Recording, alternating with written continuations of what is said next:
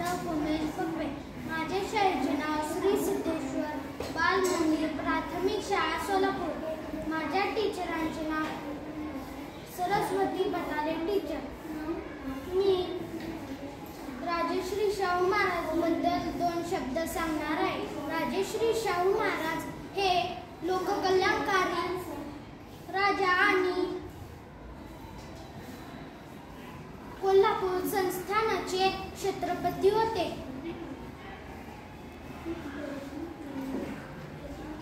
त्यांचा जन्म 26 जून 1874 रोजी कागल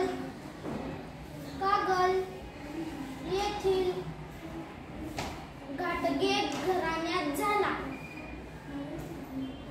राजश्री शाहू महाराजांचे मूळ नाव यशवंत